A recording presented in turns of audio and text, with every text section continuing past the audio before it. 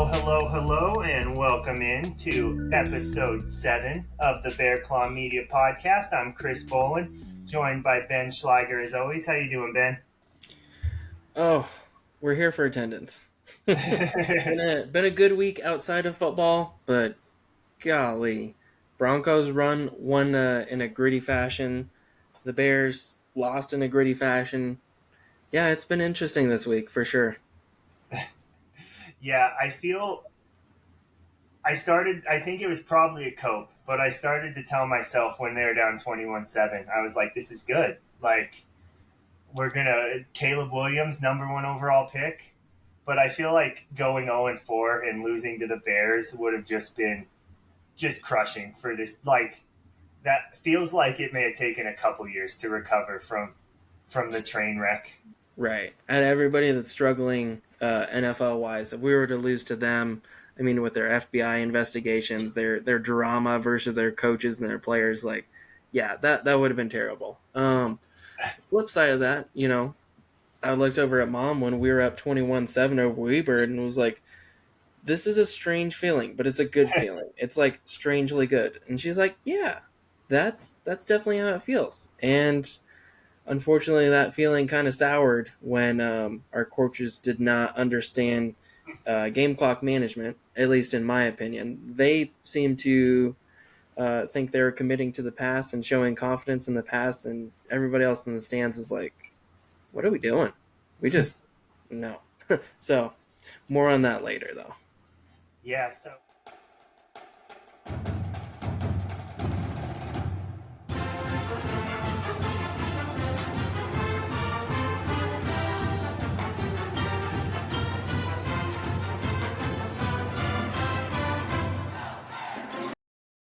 go because I have in the doc that I felt like shit when the game started, and then just about everybody felt like shit by the time the game was over.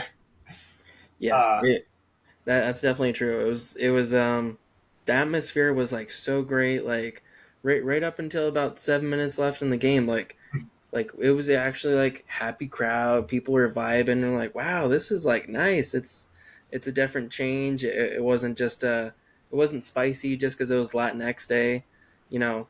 It was a nice vibe, and then the the crowd. It soured like putting milk in a volcano.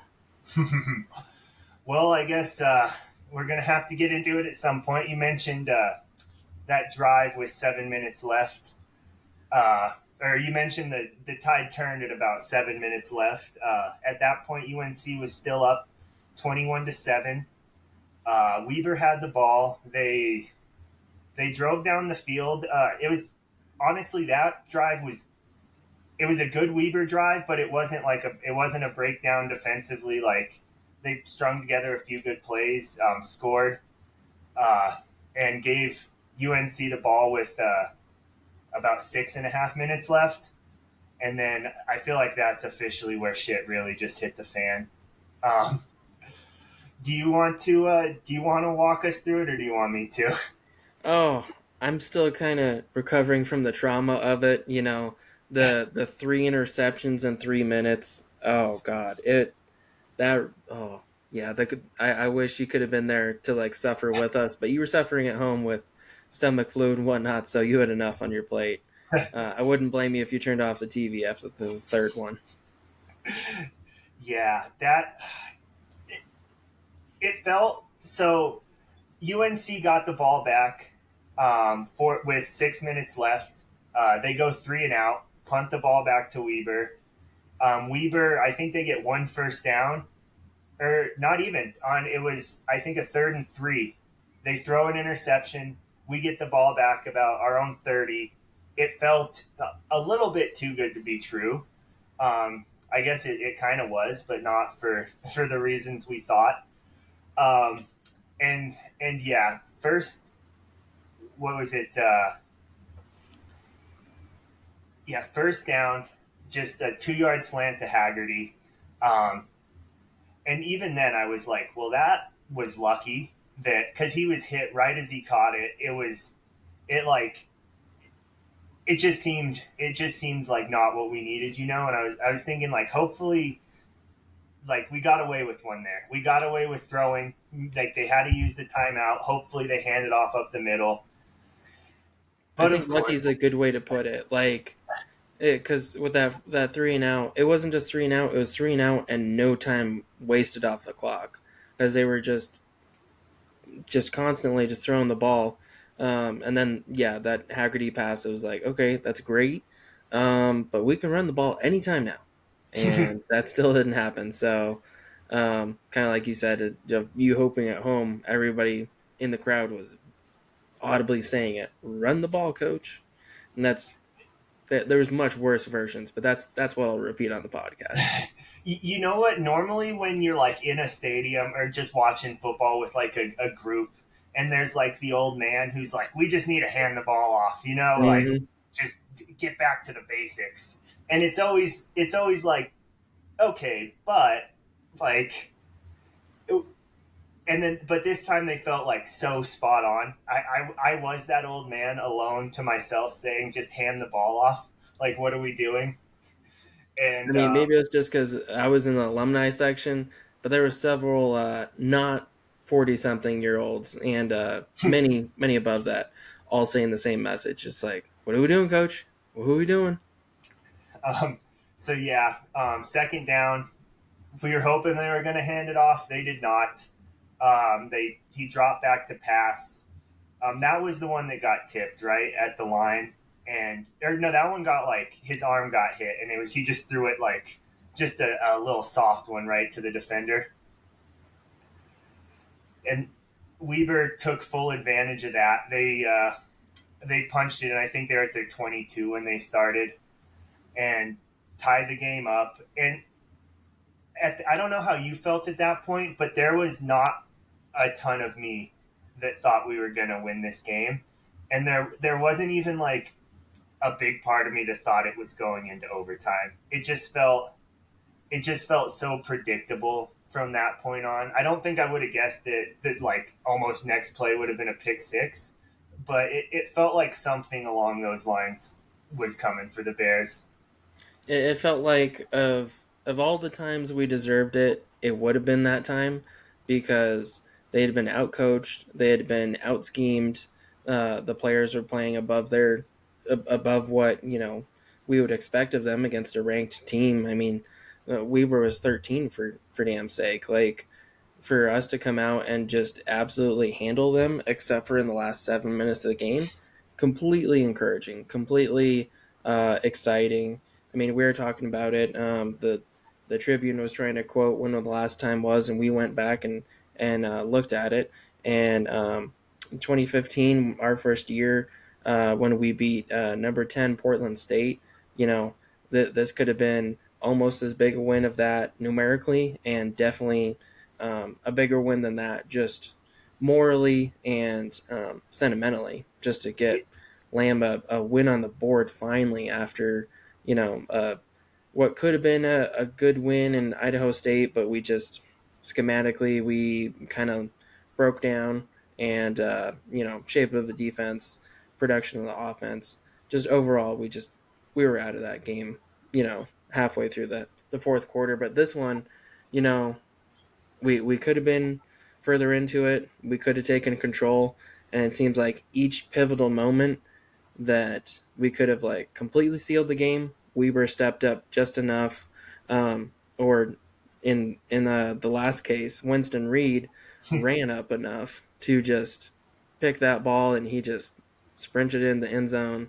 You could just see like the players like they were trying to run to the ball, but I think like Oh, just all the energy of their game just left their body at that point. I'll let you down if you let me let you down. Yeah, after that pick six, there was no chance. I mean, there was still like a minute or whatever left on the clock, but there was absolutely no chance. No ifs, ands, or buts about it. I can change, but I sure doubt it. But yeah, shout out.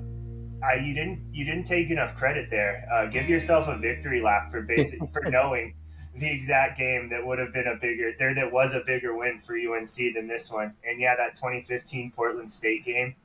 Um, I think the other one we were looking at and Ann was looking at was a Montana game in like 2007. I think they were ranked 13 No, or no. 16. So I actually misquoted Portland State by one position, so I gave the Little I Pete's wasn't gonna tell them Vikings one position of benefit. The other one was probably the next year. I think it was 2016 when number 25 Montana came to town. Nobody expected it, and we beat them 28 to 25. That was a very good, very scrappy game. Like kind of had the same feel as this. Is like it was back and forth. This one we took a little bit more of a lead and just kind of broke down on the lead. So the Bears can play. It's just there's not a lot numerically, definitely not in the win column, but that. there's not a lot numerically to prove how good the defense can be when we get, we play 80% of a game and this chance almost 85-90% of a game and then break down.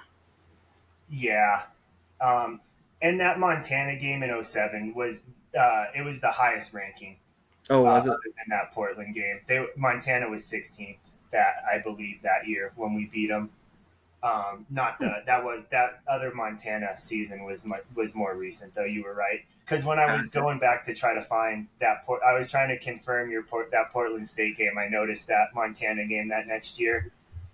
Well, I Um, mean, go team. I didn't even know that we beat Montana twice, so that's even better. It was in Greeley, right? I'd have to assume so. I know the 2016 one was in Greeley. I Right. don't know about that '07. I was gonna say I I can't will. imagine that we won in Missoula. I mean, hopefully we change that in the not so distant future. As when we get back from well, actually at the end of the month, maybe for spooky season we can be spooky in Missoula, but probably not. One other thing that you mentioned a little bit ago is it does feel like this win could have been a turning point for not only the people like not only the players on the team but like the community around UNC. I think because honestly, this is exactly what Ed Lamb was brought in to do, and what he's like kind of like not promised, but what he's said he's wanted to do, and like what he's shown in the past, like come in and make an impact right away. And it would have leveled UNC at 500 in conference play. And if you win this game, there's not a game you don't think you can win. There's you still should be that way, but when you actually put a little proof in the pudding, it's a little easier to believe it. Right, and I think there's been a dramatic shift ever since um, Ernest Collins was fired.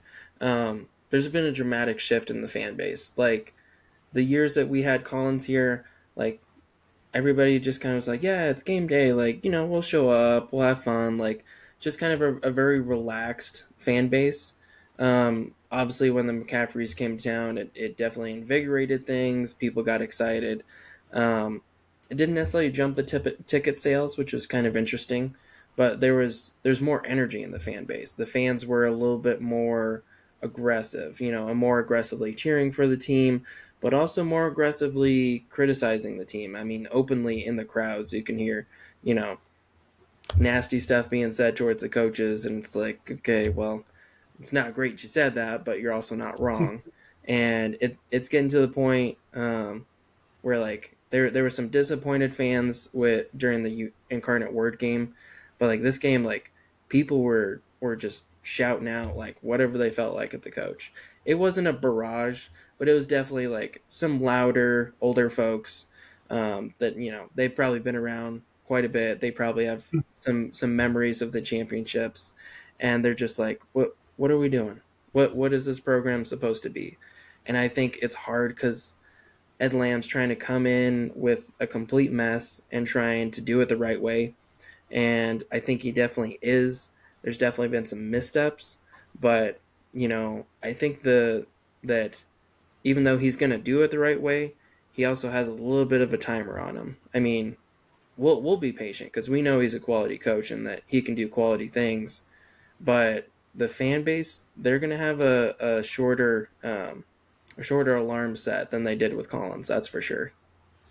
For sure. Yeah, Collins felt like it almost felt understood that Collins was like a beacon of the community and like a Mm-hmm. well respected like shaper of men, but also you're not expecting to compete at the highest level partially because you just don't have the funding in like a lot of regards. But first, I misspoke. It was Montana State in 2007, Uh, and they were ranked 19th, which is actually hilarious because the UNC went 1-11 that year, and that was their one win. Um, and then to Lamb, I almost feel more. It sounds weird to say, but I almost feel more encouraged after this game than like discouraged because one thing that kind of stood out, I think it was a couple weeks ago in his like midweek presser, talking about Idaho State. He mentioned Idaho State like came in and they built like an identity and they like it's very simple, but they're like good at what they do and they're committed to it. And he had like taken the approach of building the program as running the program like he was in like I think he said year 5 instead of year 1. Multiple like different formations and a lot of like different packages and sub outs and I think that type of philosophy is what can put you in a situation like they were in today because I don't think there's a chance in hell with McCaffrey they were even going to be up 2 scores in the fourth quarter in a game like this. Um, I think the foundation is there. It's just it's so like soul crushing when one like this gets away from you. yeah, it was tough. I mean, everybody played so well. I mean, there was a lot of good things that came out of it. If you don't look at the three interceptions that Sermon had, I mean, he was 28 for 42, 287 and two touchdowns. And the touch on his pass, especially I think it was the first one when he threw it to the tight end. I believe it was Fisher Clements. He just floated it right over the linebacker's hands and he caught it and he toe tapped and like went out of bounds. Oh man, that was good. That like there is good things going on. It's just they're getting overshadowed by the missing coverage and somebody flying by or throwing a pick right to the preseason Big Sky defensive MVP.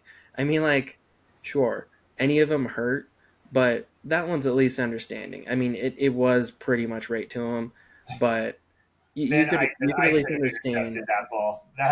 right? You could at least understand from Sermon's perspective when he's looking at that route, when he's thinking of the timing, it was exactly when he needed to throw it. If anybody else had not taken 6 steps back, read his eyes, and just been right there. A lot of linebackers in the league, they're going to be very talented at tackling and stripping the ball. Not so many in the Big Sky are kind of fiends with the pass coverage. And Winston Reed, he's living up to it. He might very well get a Big Sky Defensive Player of the Year at the end of the year. Jamari Robinson, he had 7 catches for 73 yards, and every one of those, it just seemed like he was just grinding for it. He was up there, high pointing the ball, whether he gets ragdolled down to the ground or whether he gets to make a little bit of moves and get a couple extra. He was really trying his best. We were without our usual big guy, Alec Pell. He's in a bit of a walking shoe, not so much a walking boot. So it's encouraging to think that he might just have a high ankle sprain, 2 to 3 weeks at the most. That's where we're going to hope. So we might not see him back for homecoming, but I mean, we should have him for Cal Poly. Again, we don't have exactly inside details because good old NCAA just hide behind HIPAA and FERPA, but our nice little CSU transfer from a few years ago, Kyle Helbig, he stepped up big, 4 catches, 60 yards, and a touchdown. Also, the young tight end behind him, Fisher Clements, he had that touchdown. And then Braden Monroe, coach kind of talked about this in the in the after game presser, trying to involve some of the young guys, trying to just kind of invigorate the offense a little bit, give some options that aren't necessarily on film. So Braden Monroe's was kind of a planned addition to the offense this week in the sense that they want to get the young guys involved. They want to get them touches and play earlier on rather than just, oh, senior year, we better get you a catch or two. So, It as was far nice. as It was nice with Pell being out, yeah, to see some fresh faces. And yeah, Braden Monroe had that big game in the first quarter about just murked the ref as he got tackled. Um, you and actually caught that because I was watching a different part of the play and I was like, why is the field judge going off on a golf cart? He'd get some stomach flu. What's up? And you're that like, no, he got roasted. he got his legs were taken out. That's for Oof. sure. But yeah, you mentioned that touch pass to Clements. Sermon also had a really nice like floater over the top to I think it was it Helbig in the fourth quarter. Um, Before shit really hit the fan, he was like rolling out right and just kind of lofted it over the defender, and he had like a good chunk of space down the sideline. It was a really encouraging performance from the offense. Like you mentioned, like a couple like bad play calls or bad whatever you want to like pin it on kind of overshadow. But this was by far even last week. This felt like by far the best offensive performance that we've had this year. I mean, outside of the game mismanagement, I'm just going to put it there because they fully. Coach Lamb said at the end, I kind of asked him like, why were we not running more? Why were we committing to the pass so heavily in those last 6 minutes? And they said that they believed in the passing game and that they wanted to get first downs to essentially end the game, which is respectable, but also a bit curious that we kind of like we're boating too much on confidence and not so much on pass production. I mean, like we did have um, 2 3 and outs where it's just like the run game just wasn't getting anything, but I think everybody outside of the coaching staff would have rather seen less time for Weber, and even if our running backs, just like Coach said, didn't have production, I think we'd rather see a 4th and 13 because we got stopped in the backfield 3 times. But they committed to it, and there was a lot of good stuff done by the players. It was kind of overshadowed by that last 6 minutes. Yeah, I guess it is encouraging to see they're not playing not to lose. That's a clunky way to put it. They're playing to win. Like they have confidence. The coaches have confidence in the players to to make the plays when they need them, and I admire that. It just it really came back to bite them this time. Well, and like we were talking about, is that they needed to absolutely harass the passing game because they weren't that good at it, and we proved it. We're not exactly a stellar defense, especially if you look at how many yards we've given up this year. But in the sense of making plays, we definitely were, and we got to get some stats on paper to really show and really credit some of our guys' hard work this season.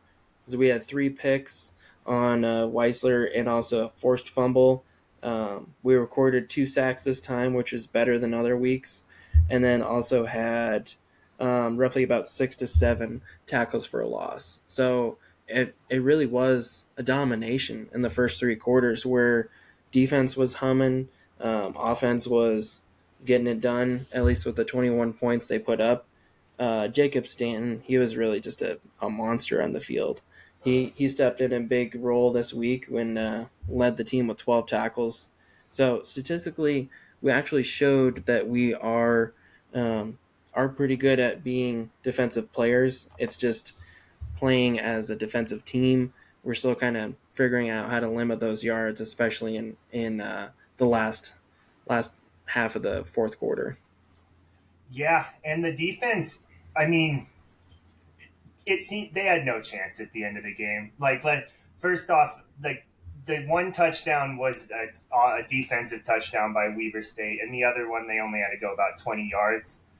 But I think the defense looked good. I feel crazy thinking to myself that this is actually like a good unit if you look at any like stats. But especially down Vincent King and Nick Norris, and obviously David Hogue still not back. You said Stanton stepped up. There were a couple new names that were mentioned a lot on the broadcast that we hadn't really heard. And their open field tackling, which has been an issue the entire season. I don't remember a lot of times Weber's backs were getting loose. They never felt like they were able to get into space.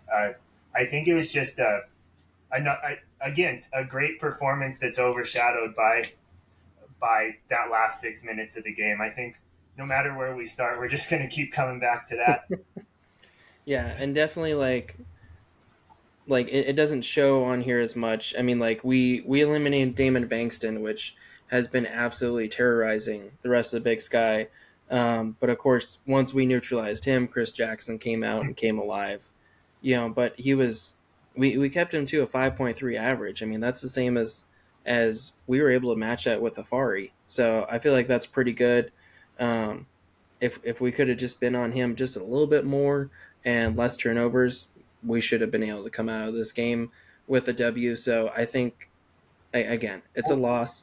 We're still, defeated, as you would say, but there's a lot of encouraging things. It's just each time it seems like we have a handful of things that just need to get better the next game, and we need to just keep the consistency of you did this stuff well, continue doing that well next week, fix at least half of these handful of problems, and it should turn out well. So it's going to be tough. I mean, they're going into a bye week next week, and then we come back from homecoming against a weird Sacramento State team that's doing very well.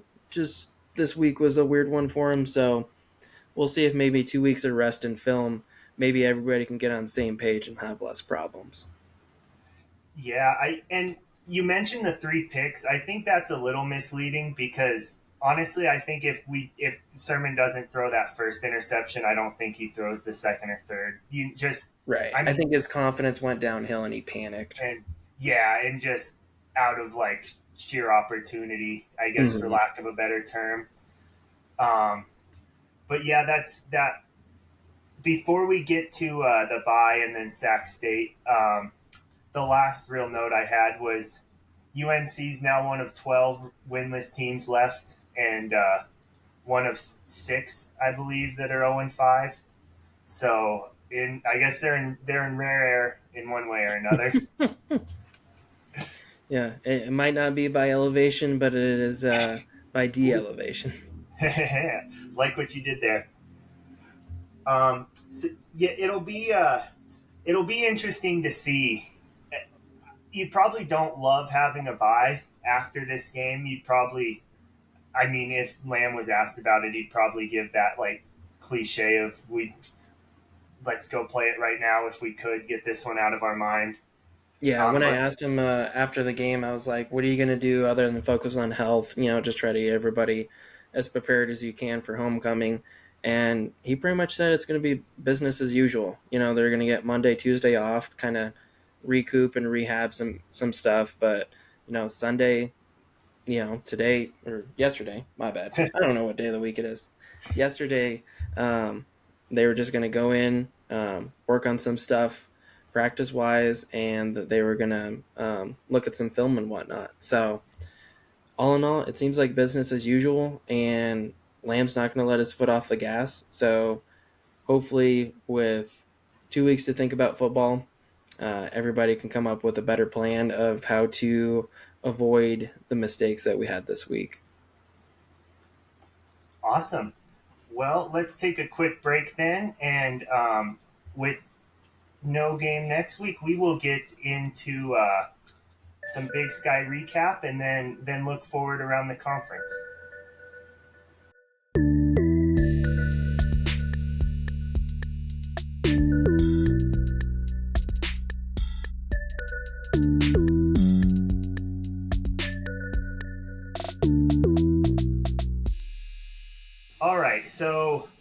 I think the UNC Weber game was kind of a good microcosm of how this week went in the Big Sky because it felt like utter chaos throughout all of Saturday. And then I sat down and was looking at our picks last week and realized it went completely chalk. Like every Mhm. team that was favored won. Um, it, I guess, other than us, the headliner was probably that Idaho Eastern Washington game. Um, a shootout in Cheney. Like you said, weird things happen in Cheney. Yeah, got my Eastern hat on because hoping I can wash off some of the same old bears from the other hats. So maybe that little magic of Tide Pods will get them in gear. But yeah, it was a weird. Um, God, I was so defeated when I saw just before kickoff they said Kiko Vesperis was ruled out for the game. Not sure the consequences or what the circumstances were with that. But stepping in, like they did pretty well. There was two quarterbacks that got some touchdowns there, and really it was just a weird game. Like it was tied 28-28 at one point, and just step for step, just kind of throughout the whole game until Idaho went up 31 28. That's kind of when the tide shifted back a little bit of just like going in their directions a little bit, but Anthony Woods was an absolute assassin on them. He finished the day with 24 rushes for 183 yards and 5 touchdowns. And then right behind him, Nick Romano wasn't far off with 18 rushes for 129 yards as well. So kind of weird. The passing kings, as you would say, were definitely strong armed. I mean, Hayden Hatton, the potential MVP of the Big Sky, 3 catches for 41 yards. So it was a weird day just all around. Cheney lived up to its weirdness. It was just a smidge shy of weird enough to win. Yeah, and that's got to be. I mean, a lot. You never like a loss, but that's got to be encouraging for Eastern Washington to hang with Idaho pretty much throughout without your starting quarterback. That's something to build on. A familiar phrase today.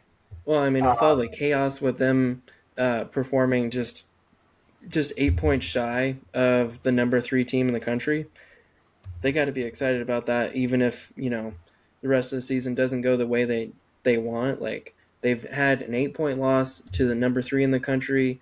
They took Fresno State to double overtime. Like there's a lot of things to hang their hats on this season. yeah, and that week one NDSU Eastern Washington game just looks a little weirder. I don't Mm-hmm. know. I don't. Gotta love college football, don't you? Well, But and if you look at it, it was like the four games out of 6 this week were very weird, like kind of like bottom feeders or bottom half. Not gonna put Eastern Washington. They're kind of fringing back and forth, but it was like an almost like poured water and an acid all over the chalk week, but just not quite. is it? This will move us on kind of nice. Is it weird that the two teams I kind of took the most like confidence from both like came in losses? Because between Eastern Washington and Northern Arizona, Northern Arizona lost 31-30 to Sac State. Um, my only note on that was what uh, it feels like I still have no idea what to make of the Big Sky. We'll get to it a little bit with the rankings. Kind of like this week, it felt crazy, and then when I got to actually like putting the rankings together, there wasn't that much movement. But it feels like Northern Arizona is a team to work like at least worry about. I don't know. I don't know what that means, but they're going to be competitive. It seems. And I know this is weird to say because they scored 30 points, but offensively, think that's a bit of an anomaly for them. Defensively, I can understand how they kind of just they just kind of like flatline teams just a little bit, like having like one like donut wheel on your car.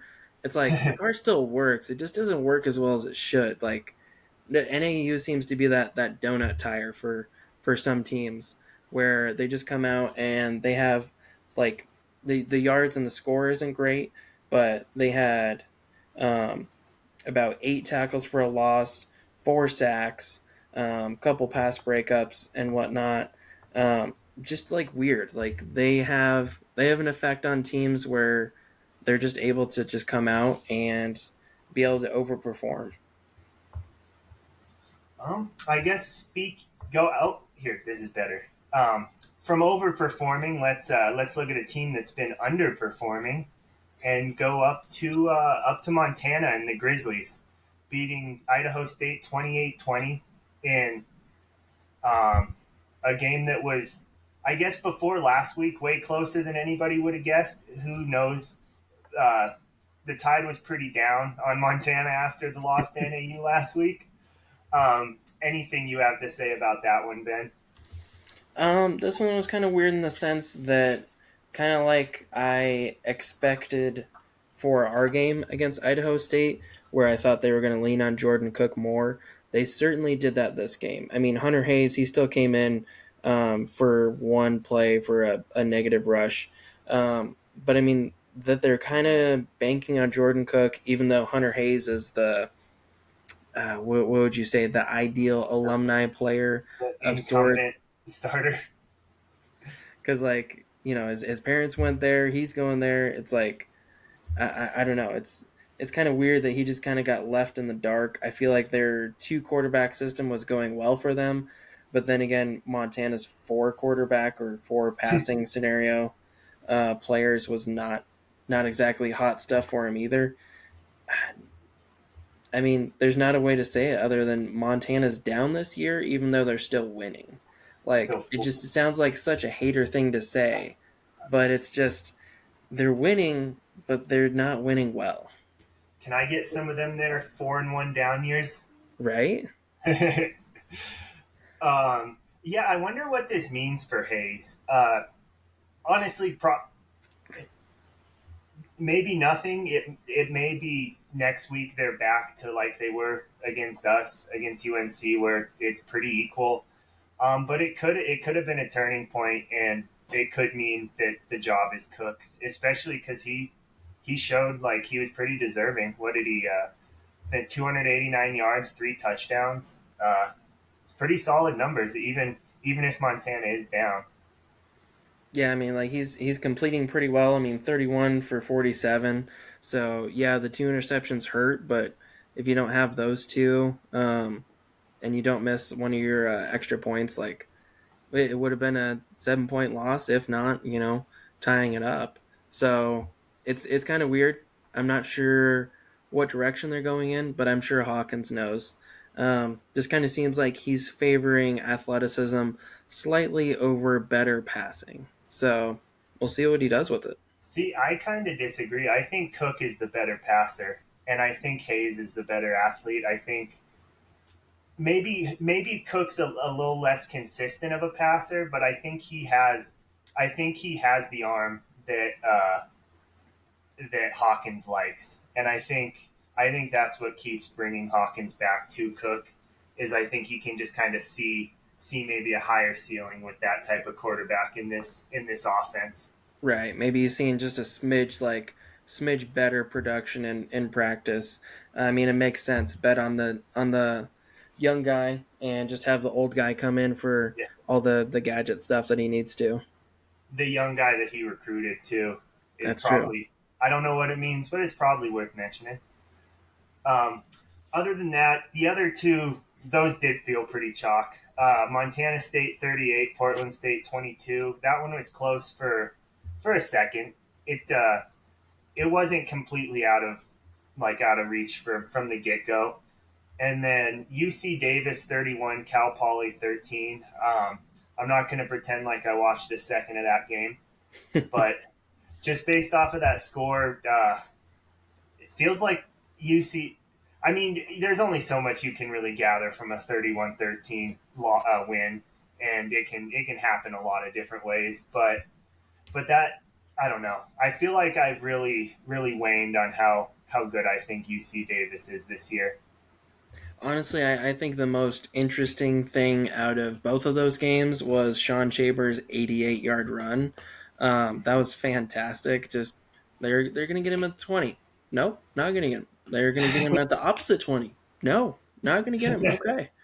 So Sean Chambers is just, channeling his best white Michael Vick out there, just being an absolute terror. I mean, I was curious where he stacks up in the rushing because Montana State is definitely like he can do both, but rushing is his specialty. He's right behind our boy David Afari. He's at number 5 on the total yards rushing for the year, and also has 8 touchdowns to his name. So, not too bad. Not at all. Um. Okay. Well, let's get into the Big Sky kind of as a whole. What the conference is looking like. See, like I mentioned, my power rankings this week, it did not really change from last week, and that wasn't on purpose. I filled them out Sunday morning, and then when I was talking to you, I think was it yesterday afternoon, like yesterday evening, I like was going through updating the little notes, and I saw there was all I had was I moved Northern Arizona up 1-6 and Weber State down 1-7. Yep, Um, good old sugar cube. I'm glad you noticed that. We, but I guess you still have Idaho number 1, Montana State number 2. I mean, I get it that Idaho hasn't done anything to show they shouldn't be in that spot. They probably, I guess, the Sac State win is probably the top win of a Big Sky program this year. But that Idaho over Nevada is not too far behind. Um, and then yeah, Montana State, they've just been all reliable. Like they're going to hand the ball off and they're going to gain at least 4 yards, and then they're going to do it again. So I'm sure. I don't know the exact date those two play, but I know they play. I think in the next couple weeks, and that one's in Idaho. So that'll be interesting to see, especially out of the elements. I think that's probably got to favor, even if it wasn't a home game for Idaho, just being inside has to favor the Vandals. Yeah, looking at it, I mean, like our top 5 is virtually identical except for Montana State. Idaho switched, and honestly, I think it could go either way. It's just I feel like Giovanni McCoy's like, young, spry, spring chicken. Starting to believe the young guy can do it. The one thing that worries me is like Tommy Malot's health is like, when is he coming back at full strength and whatnot? And if Sean Chambers isn't there, I mean, I just don't know that the rushing attack could be diverse enough. Like his feet and his decision making and speed, it's hard to replace. So I think like that just kind of has me worried. If Tommy Malott was like full health, like good to go, I would put Montana State first. Sac State, they've been kind of shifty these last couple weeks. Kind of hurts them with losing in Idaho. That 1 point win over NAU. Try to look past it, but don't do that again. Eastern Washington, they're fourth in our both on of our power polls just because they keep on impressing us. UC Davis, like they're just like their good old history with Dan Hawkins. They're hot and then they're cold. They're Katy Perry, then they're a football team. You know, we'll have to see what they do. Montana, I probably gave them too much credit this week, but they did win. It's just like starting to like think Montana's okay, then they'll just scrape by and probably get in the playoffs, and then get their tails just absolutely shellacked. Weber State, I Yeah, believed in them. I'm already annoyed about the playoff berth that Montana is going to get this year. Right? Like, I'm Yeah, pretty annoyed with that. it's just like at some point they have to run into something that's gonna show who their true colors are. Weber State, I think they're a good team. I had to bump them for letting us basically control them for 3.5 quarters. NAU, who knows what to do with them. I don't even know if Chris Ball knows what to do with them.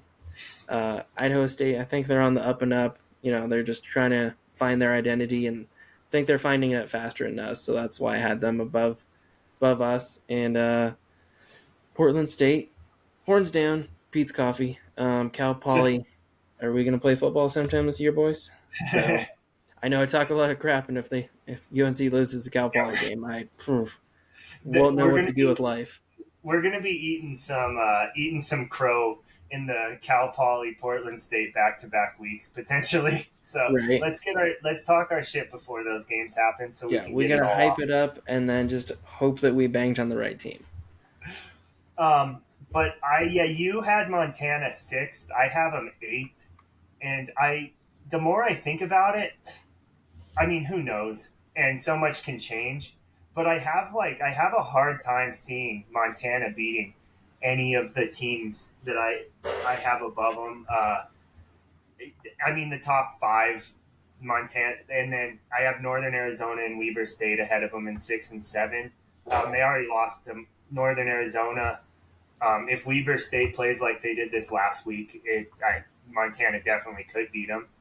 But I struggle to see wins against like Montana State or I'm not sure exactly who they play, Idaho, Sac State, Eastern Washington, but I don't really like their chances in any of those games. Yeah, I was gonna say I'm bringing it up right now. Like Brawl of the Wild at the end of the year. I don't think it's gonna matter that it's in Missoula. I think if Sean Chambers is healthy, it's gonna be a steamroll.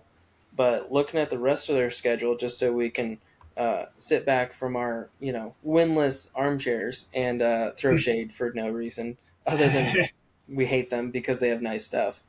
They got UC Davis this week, and then they have Idaho. They go to Idaho. Then they get a week off, and we go up there, so that should be a nice 2 weeks for them. And then they host Sac State, but Sac State has a weird record of winning there in the last couple years. They go to Portland, probably get some nice Pete's coffee there, and then they host the Brawl of the Wild against Montana State. So, I mean, they see Idaho, Sac State, and Montana State in the last half of their season. I think that's a lot to ask, and if Bobby Houck's seat is meant to be hot, it'll definitely show in those 3 games. I could easily see. Damn it! I just did the counting and I forgot it as I started talking. I could easily see Montana going 2 and 4 in these last 6. With the I guess projected wins would be against UNC and Portland State. Really, you think Davis is going to compete with them? I think the question is, can Montana compete with UC Davis? That's fair. It is in Davis. I just came off of saying that I don't have that much confidence in UC Davis, but I have even that much less confidence in this Montana team. Especially if it was, I mean, I think Montana can probably compete with anybody if they're playing at home. Just coming into that environment is for a 19-year-old can do something. Right. But I don't know. Watch, when they finish the season like 10-1 or 11-1 somehow, I'm gonna feel stupid. But right now, I'm gonna confidently say I could easily see Montana going 2 and 4 in these last 6. Hey, that's fair. Just make sure you stock up your energy drinks for October 14th when they go to Moscow, because it'll be on ESPN2, but it'll be the late game. Well, Ooh. Not quite Hawaii late game, but it'll be 8:30 p.m. Start time, Mountain Time.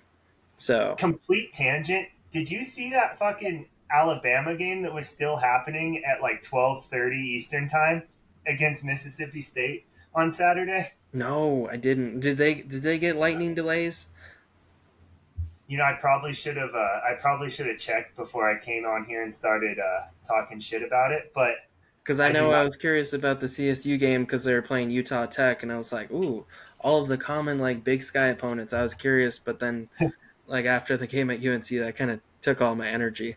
But yeah, they had at least 2 lightning delays, and let me just soapbox for 30 seconds. Lightning delays in the NCAA, get your crap together. It's awful. It sucks for the fans.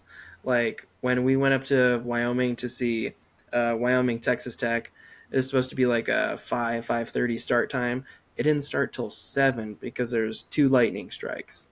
And like Oof. the first lightning strike, yeah, it was definitely within the city, like that's fair.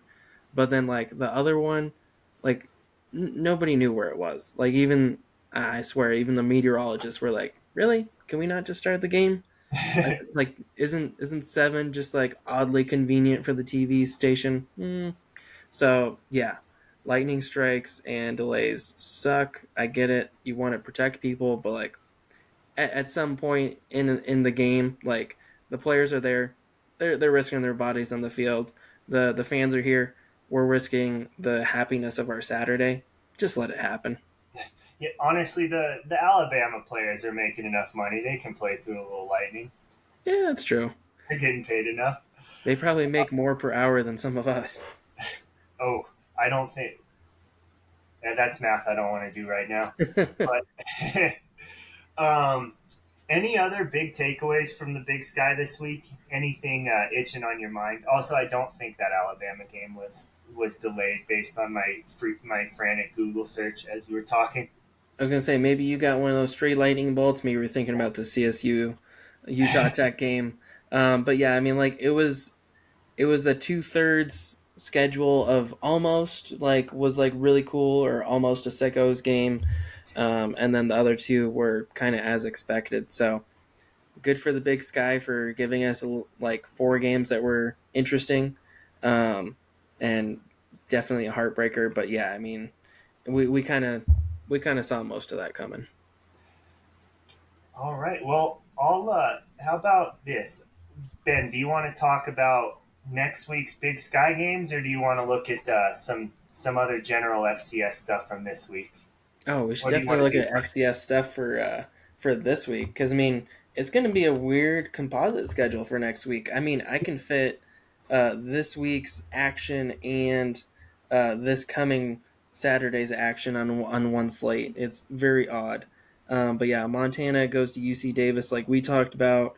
NAU goes to Weber. Congrats, 2 weird teams playing each other. And then Idaho is going to go have a vacation in San Luis Obispo. So you're welcome, Cal Poly. Idaho potatoes are on your way, and you're going to get burned. Yeah. So, do you want to make some picks then, Ben? We actually like we were thanks to that chalk week, it made it a very successful week for us picking. I went 6-0 with that with Idaho over Eastern Washington. You went 5-1 with that same game being the difference. Uh, so But let's you try got to to let's say, if Kiko was in the game, that 5-1 would have been a lot closer. I'll put we can leave we'll leave the asterisk in the doc just so we know. But do any of these stand out? Like you said, there's only 3 games this week. The rest of the teams playing this week are going to take their bye either week 8 or 9. But this is definitely the lightest Big Sky slate we're going to have this season. Yeah, I mean, like NAU at Weber. God, they're just already like I'm getting weird vibes from that. Like I'm sure Weber's gonna win, but NAU has been they've been on one. They've been either like chugging a Four Loko in the parking lot and like ready to play, and then crashing, or they're just like not a football team, forgot their pants or whatever. Like it's so hot and cold. Definitely going Weber on this one, just from how outstanding the run game was. Kind of got me fanboying of just like love the running backs. Would love to see the running backs just run over the lumberjacks. That's kind of where I'm at with this one. Okay, nice. Well, I think I'm going to go the other way and take NAU. Might be a little bit of an overreaction, but it's been 2 weeks now that Weber State has not impressed me, and NAU has greatly impressed me. I don't know where it came from after NAU's non-conference schedule, but But this is good. Let's get a little different so we can maybe break apart in these records. Hey, that's fine with me. I'm a cat guy, so Wildcats this week, baby. Rawr. Sweet. Then we kind of, I think we spilled the beans on Montana UC Davis and where we're both leaning on that one. But I will let you take the floor. God, I don't want to pick this one because, like, I like Miles Hastings. I like UC Davis. Um, I like a lot of what they've been doing. Montana and Bobby Houck, I don't like them. I don't like what they've been doing, but I feel better about them than I do about UC Davis. I mean, just gonna pop on their non-conference real quick, but I mean, like, 3-2 versus a undeserving 4-1. Like, I just don't feel like there's enough that they've shown. Like a 2-point win against Southern Utah, who cares? A 38-point win against transferring up TAMU Commerce, who cares? A loss to Eastern Washington, hey, go Eags, attaboy. And then you beat Cal Poly. Like, it's such a roller coaster. It's such a it's a middle of the road thing to do. I mean, if they're following a pattern, they win, lose, win, lose, win. This week's gonna be a loss. So I hate to pick Montana, but I don't see enough from them. I like their play. I like their coach. I just think Montana has just enough depth and just enough of, maybe it's just hatred from the media of that they got to do well. But yeah, I think Montana's going to be this one by 7 points. Ooh, even given a score prediction, I like it. You made a good point. Neither of these teams have any impressive wins, really. Like, um, Ferris State, they're solid. I mean, they're a pretty decent team. Cal Poly, I'm not going to give them any credit, of course. But I think UC Davis showed enough in that Eastern Washington game, and Eastern Washington has done enough to win me over. So I think by the transitive property, I'm going to take UC Davis in this one. I mean, I definitely understand where you're coming from because depending how you frame it, the hardest team that Montana's played so far is either Idaho State or Ferris State. Yeah. Like, it's cringy. It's 4-1, but it's a cringy 4-1. Yeah, never mind. Sorry. All right, then here's one that I don't think we're going to disagree on. Idaho and the Fighting Potatoes heading down to San Luis Obispo taking on Cal Poly. I picked against Idaho too many weeks. I'm gonna stop giving myself unnecessary roughness penalties. So I'm gonna pick the scallop potatoes. I love how coming into the season I was the one down on Idaho, and I think I just said it enough times that I convinced you, and then I flipped immediately when Yeah, I I think that's, oh, damn it, that's so true. You're like, I don't know about these young kids, and then I hear myself, I don't know about these young kids. Crap, young kids are doing pretty damn well. and I Especially if they have Anthony Woods just running like a madman. Ugh. Yeah. I saw one Idaho game and gave up everything I believed in prior to the season.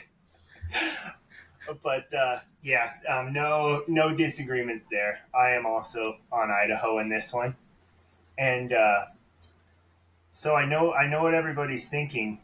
You guys have covered all the Big Sky games, and you haven't done your game of the week yet, and that would be because for the first time, we are going outside of the Big Sky. Sorry, I didn't wait for your drum roll. I stepped all over it. That's all right. I'm just AJ Hawking it like way late. Gotta love going over Zoom. But yeah, seems like the most interesting game that Ben and I picked out was going to be number 11 Western Carolina at number 23 Chattanooga. What is that? I think, yeah, it's the only ranked on ranked matchup this week. Just take it any way you want on that one, Ben. Thoughts, comments, concerns? I think this one is incredibly juicy. Western Carolina has kind of like come out of the woodwork as kind of this weird Cinderella team that everybody's like been putting down, being like, oh yeah, it's just the Catamounts. Like, don't worry about them. They'll lose eventually. Um, and granted, like it's a solid team. No matter how you look at it, there's pieces all over the field that work. Chattanooga Mocs, they're definitely good as well. Um, the Catamounts, they're 4-1 and 2-0 in conference already, and the Mocs are 4-1 and 3-0 in conference already. So this is a 1 versus 2 in the Southern Conference. So this could really set the tone for the rest of the year and potentially who gets the AQ. Um, yeah, looking at it, there's a lot to like on both sides. Um, I want to believe the hype with the Catamounts, but just something has me, oh, was it walking in Memphis? Yeah, just has me thinking about Tennessee just a little harder. I can't put my finger on it, um, but yeah, I like everything about their stats. Haven't seen a game from either of these, so at least I'm picking blind. I can't imagine that you've seen too much either. Um, Drag me. I think just like there's a little bit more to respect on Chattanooga's on their defensive leaders. So I'm gonna pick it solely based on I like their stats better, and that their mascot is just such a solid history that I love that they're going with the mockingbird instead of the controversial moccasin shoe mascot, etc., etc. Yeah, Ben, you put in the work going down that rabbit hole. You want to tell everybody how they ended up being the wait, what is it again? They're just the mocks. So they're the Chattanooga Mocs because we did a little bit of research on this one. Wish we could have gotten some game film on both teams, but honestly, we were looking at Montana UC Davis like, is this the game of the week? Are we really gonna pick this? And when we dug a little deeper and was like, ooh, SoCon's got some juicy stuff going this week. So history lesson because we learned some fun facts on this podcast and it's a wonderful little educational experience. Shout out kids, get into podcasts, you'll learn something. Um, but it's funny because we were both like, what is a mock? And it's like they have a bird as a mascot, and then like there's a whole page on Chattanooga's website that says how they used to be the moccasins, which refers to Native American history, but then that was a little dicey with certain depictions of it. So they eventually transitioned to a conductor in a train, and they ran with that since they have locally in the area, there's a lot of ties to the railroad and whatnot. So they were trying to be, you know, route or I'm not sure what route that would be, but they were trying to be Union Pacific per se I'm supporters. more of a BNSF man myself. As long as they stay on the rails, right? So that wasn't exactly like the most easy to get past, especially on a national perspective. So they ended up adopting, at least for their mascot, their at the games rah rah in costume mascot is a mockingbird because the northern mockingbird is apparently resident to Tennessee as the state bird and also relevant in their area. Yeah, fun fact, it took me longer than it should have to make the connection between mock and mockingbird when I looked up the state bird. But Ben was right on that, and he got me straightened away. But I guess back to football. That makes it easy. I don't like to agree with you, and I was leaning Western Carolina anyway, so I'm gonna go on Western Carolina. We'll Okay. depending on how this week shapes out, we could be really bad for one of us. Could be really good for one of us. Maybe Most it'll likely, even out. It probably yeah, won't. It'll probably go one way, and I'm not seeing it going my way all the time. So we'll see. Interesting thing is both of them have beaten Samford, which at the time that Western Carolina beat them, they were ranked seventh and eighth, and Western Carolina beat them 30-7. Oh, I In remember that. Yeah. Chattanooga's game, they got them later in September at 17th, and they took care of business 47-24. Um, Chattanooga also beat Kennesaw State, Who have they and beat Kennesaw State this year? let's see. Their only other common opponent so far is the Citadel, which Chattanooga smashed 48-3, and Western Carolina had a similar game of 49-14. So it seems pretty even. These teams have proved themselves early, so we'll see who comes out on top. But yeah, that could really shape up the Southern Conference going forward. Nice. And I guess we are about 15 minutes late in me telling you this, but our scores to date are we're pretty close. My record is 9-3. Ben is 8-4 on the year. And just because of that game of the week multiplier we've been doing, I have 11 points to Ben's 8, but it's still a lot of football left to be played. A lot of time for you to make that up.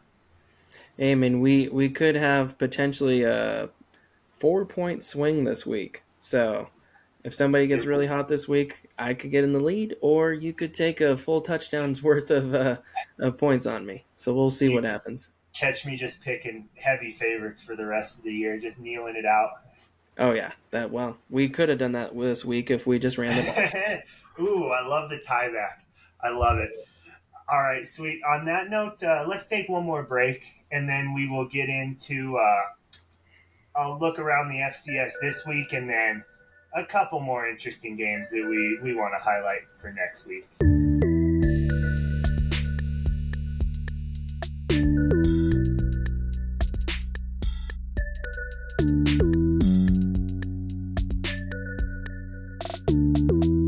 All right, and we are back. So, Ben, looking at this last week around the FCS, it felt a lot like the Big Sky, except it was not chalk at all. A lot of upsets. What is it? 8 ranked teams lost. Two of those, admittedly, were top 25 matchups. Or I guess 3 of those were top 25 matchups. 2 of them went chalk, with South Dakota State beating North Dakota, and then Idaho beating Eastern Washington, which we also touched on. But yeah, I guess probably the biggest one would be number 2, North Dakota State, losing to South Dakota 24-19 on their homecoming. It's more Was that research. really the homecoming game? It was really their Oh, that's homecoming. fantastic. Hey, Yotes, thanks for avenging Iwu for the Big Sky. That's fantastic. It's more research than I want to do, but I would be interested to know the last time North Dakota State lost their homecoming game. Oof, that's Because brutal. decades, maybe at least 10 years, I feel.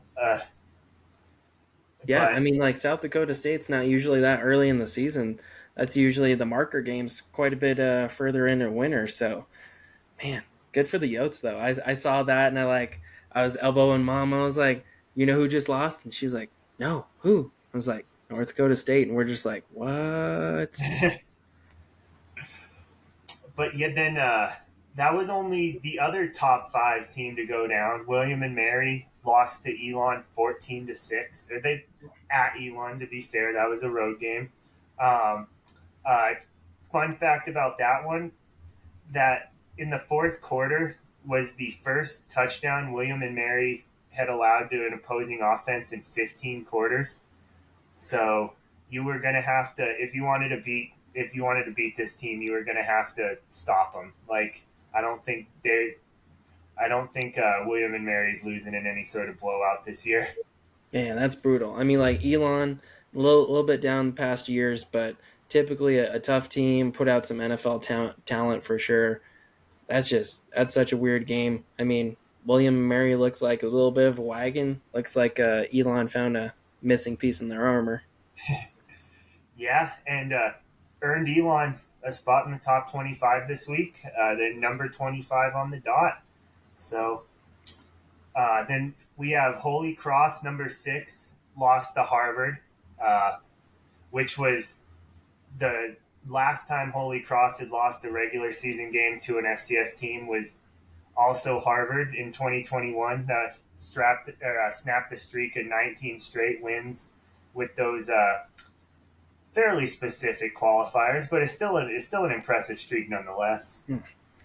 Man, and I wish the Ivy Leagues would play more outer conference or out of the East even type games, because I know Harvard definitely has their number on that one, but there's a lot of good teams that and a lot of good players, especially that go on to the NFL, that come out of the Ivy League. Wish they would schedule a Big Sky team or something. Like it's such a mystery how good the Ivy League really is. Yeah, I mean that's a good point because you get like no real sort of like common opponents, at least none that are relevant for like FCS like implications, you know.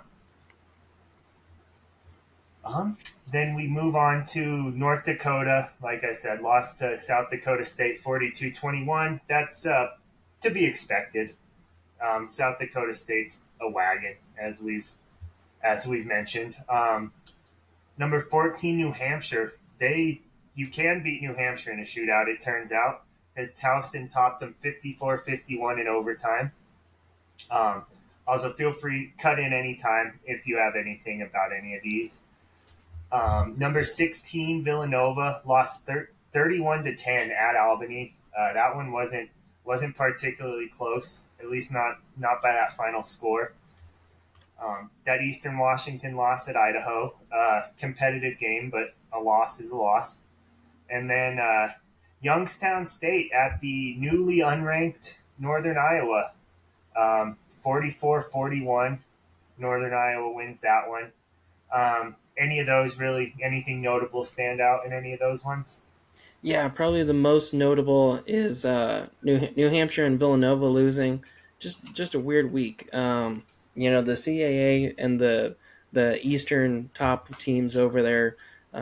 There's a lot of different results you get. I mean, it all depends on like different coaching and whatnot, but a lot of those matchups you would expect to be close, but not necessarily overtime over 100 point composite, or in the other case of Albany, kind of like weird year, definitely like trying to still kind of right themselves over, having a pretty good quarterback in Jeff Undercuffler a few years ago, and then coming out and beating Villanova, typically a FCS blue blood, by 21 points. That's pretty impressive. Youngstown State and Northern Iowa, they're kind of like some older blue bloods, just in the sense of they've won titles. Just well, check me on Northern Iowa. I'm not sure about that, but Youngstown State being a blue blood for sure, and it's kind of an odd. Also odd is Kennesaw State. Ever since they put in for their move up to the FBS, is just atrocious. They lost 13-10 against Charleston Southern. Not trying to dog on Charleston Southern, but all of these teams that Kennesaw has been playing are not exactly tough to any degree, and they've been absolutely flubbing it. The only win that they've had this year has been against. Oof. If you want to Hey, pronounce that one, you can go for it. good luck. My Tusculum, final answer. There we go. We'll go with that. But yeah, this D2 is school. rough. And you did some good digging on there, because I mean Kennesaw's only had a team for 9 years, and this is the first time they've lost four straight games in the same season. I mean, just in 2021, they were 11-2, I believe, and then year before that, and in COVID, even with that weirdness, they were 4-1, and they were giving us some pretty entertaining games against Jacksonville State. I mean, gosh, I think there's one of those. It was either fourth or fifth overtime. They went with Jacksonville State, kind of one of those perennial playoff teams, but not quite a championship winner. And they kind of cemented themselves as that as well in the FCS as a perennial playoff team. But now on their way up to the FBS, it's very weird. It's like an NFL team tanking when they don't need a tank. Yeah, it's a very unfortunate time for your program to have like its first rough patch in the history of the program.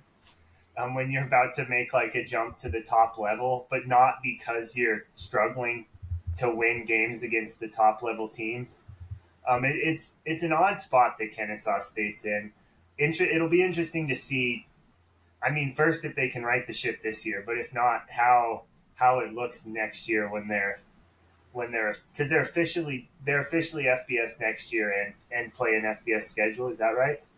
I believe so. Kind of weird thing is they're following in the footsteps of Sam Houston. I mean, Sam Houston, they won their national championship. I believe it was 2020 or 2021. Um, and when they moved up, they've kept some games close. Like Air Force was 13-3 this year. BYU was 14-0. But ultimately, Undefeated Air they're Force. hmm? Undefeated Air Force. Right. And then they're ultimately defeated this year so far. I mean, they played uh, their FCS come up brothers, Jacksonville State, 35-28, and lost. And Jacksonville State is 4-1. I mean, it's just so weird how JMU and Jacksonville State can move up well, and then um, Kennesaw State is in the process of moving up, and Sam Houston is moved up, and it's just not going well. So there's not always greener pastures if you're thinking about moving other teams. I mean, UNC moving to FCS from D2 is a pretty prime example of that, honestly. That's true, but I mean, at least we were in school for the 2 winning seasons. you're right. I mean, that's the thing, Ben. You need to get another degree if you want to see this team. If you Right want to high see in those 6-5 games seasons. again. Okay, well let's look ahead. It's a pretty, I mean, like the Big Sky, it's a pretty light week across the board. Not a ton of super interesting games, which a lot of the time means there's going to be a lot of super interesting games on Saturday. I would say there are really three aside from that Western Carolina Chattanooga game that stood out. So I'll list them, and then you can go wherever you want with it. Number 6, Southern Illinois is playing receiving votes Youngstown State. That would have been a top 25 matchup if Youngstown would have been able to hold on against Northern Iowa. And then William and Mary are at Virginia. I guess not a rare later season FBS matchup, but you've seen a lot less of them now. Now that their conference plays started.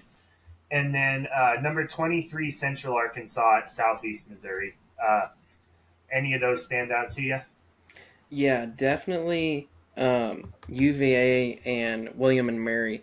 UVA is kind of jokingly the worst FBS team this year, per se, especially for how much they've fallen off. I mean, they lost to James Madison. That was typically like a wouldn't get scheduled because it was like big brother versus little brother type game.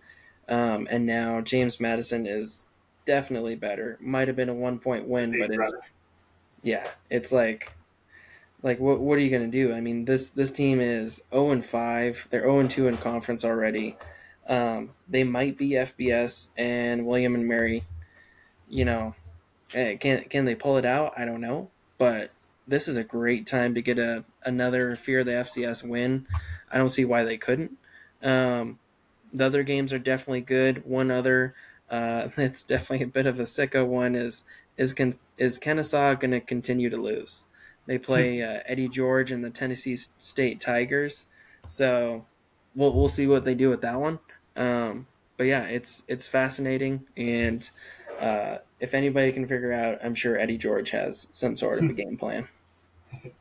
Yeah, that William and Mary game is interesting because I wonder if there's a line out what the over under is on that because it can't be high. And I can't imagine that William and Mary's that much of an underdog, even coming off of that loss. Um, so yeah, I think that's also the one that kind of stood out the most to me.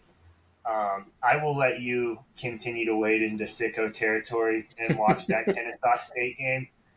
I mean, it's going to be battle of not so good versus very bad. So, I mean, the games that Tennessee State has had so far is 56-3 loss to Notre Dame, 24-14 over Arkansas Pine Bluff. Again, kind of one of the lower teams usually. 27-25 over Gardner Webb, who's not especially impressive. UT Martin had some success a few years ago, and they lost to them 20-10. So it'll definitely be like neck and neck for that Kennesaw game. William and Mary, I think they have a good chance to upset. If UVA wins this week, it'll be like a celebration, like they won a championship, but really their coach is just one step closer to not being fired. Yeah, I think I don't really know. No, I'm not tuned in on Virginia's coaching situation, but it can't be looking great for that guy. If this is not his first year, then this William and Mary game becomes pretty close to a must win. Right. Well, and then we also have our game of the week. They were already picked. 11 Western Carolina and 23 Chattanooga. That'll definitely be the prime rib of the buffet. Ooh, another. You know what, Ben? That's a perfect little analogy to end on. Um, Thanks everybody for listening. Like, review, subscribe, tell your friends. If you like what we're doing, leave a comment. If you don't like what we're doing, leave a DM in Ben's inbox. We will see you next week. I have been Chris, joined by Ben. Have a good one.